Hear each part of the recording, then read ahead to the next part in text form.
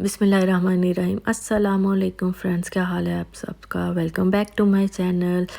तो आज एक व्यूवर ने बोला था कि मैं पराठे कैसे जो है वो मैं फ्रीज़ करती हूँ, कैसे बनाती हूँ और कैसे उसको फ्रीज़ किया जाता है सहरी के लिए। तो मैंने कहा मैं आपके साथ रेसिपी शेयर कर दूँ कि मैं आटा कैसे गूँथती हूँ पराठों का, और फिर पराठे आपने बना के किस तरह से उनको फ्रीज़ कर लेना है। ठीक है, तो चलें स्टार्ट करते हैं रेसिपी टाइम ज़ाया किए बगैर।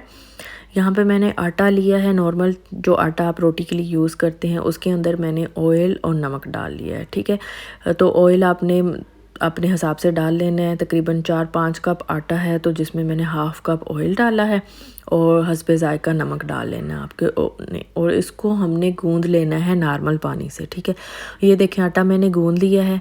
आटा जो है ना बहुत ज़्यादा सख्त होना चाहिए ना नरम होना चाहिए, दरमियाना आपने आटा गूंदना। बहुत नरम होगा तो तब भी मसला होगा, बहुत सख्त होगा तो तब भी मसला होगा। ठीक है, तो आपने नॉर्मल उसका वो रख के तो आपने आटा गूंद लेना है। ठीक है, अब हम आटे को जो है वो रेस्ट के लिए रख देंगे, तकरीबन 1 घंटा या 45 मिनट रख दें, 1 घंटा रख दें। तो आप चाहें तो फ्रिज में रख दें या बाहर ही रख दें। ठीक है, कोई उससे वो फ़र्क नहीं पड़ता। तो यहाँ मैंने रेस्ट के लिए रख दिया था आटा और उसके बाद हम बनाएंगे रोटी।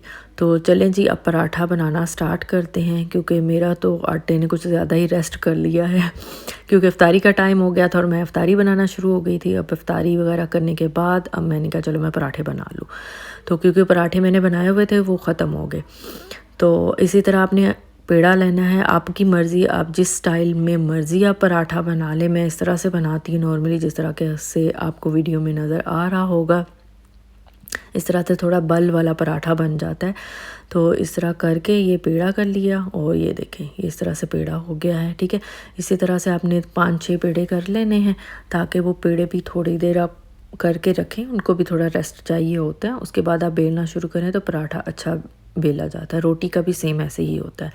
तो ये देखें जिस तरह से मैंने कहा एक और मैं पेड़ा कर लूँ, फिर आपको मैं दिखाती हूँ कि किस तरह से आपने सेव करना है। बहुत आसान है, मैं बहुत सालों से ऐसे कर रही हूँ कि मैं पराठे बना के, हाँ जब बच्चे नहीं थे तब मैं सुबह सहरी में ही पराठा बनाती हूँ। फिर जब मेरा बड़ा बेटा पैदा हुआ है तो उसके बाद से मैंने छोड़ दिया सुबह सहरी में पराठे बनाना। मैं ऐसे ही बना के फ्रीज़ कर लेती हूँ और अब तक मेरी वही आदत है कि मैं पराठा बना के फ्रीज़ कर देती हूँ। तो ये देखें इस तरह से बेल लेने हैं आपने पराठे। ठीक है, बहुत ज़्यादा पतले भी नहीं बेलने, नॉर्मल आपने बेल लेना है।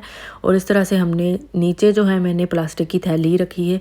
आप चाहें तो आप दूसरा जो फॉइल होती है, फॉइल नहीं जो क्लिंग फॉइल होती है वो आप रख सकते हो, लेकिन ये थोड़ा मोटा होता है तो आसानी से आप जब फ्रीज़ हो जाते हैं पराठे तो आसानी से आप अलहदा कर सकते हो। लेकिन आपने कोशिश ये करनी हर तह के अंदर आपकी ये मतलब थैली आ जाए, एक दूसरे के ऊपर आपने पराठा नहीं रखना है।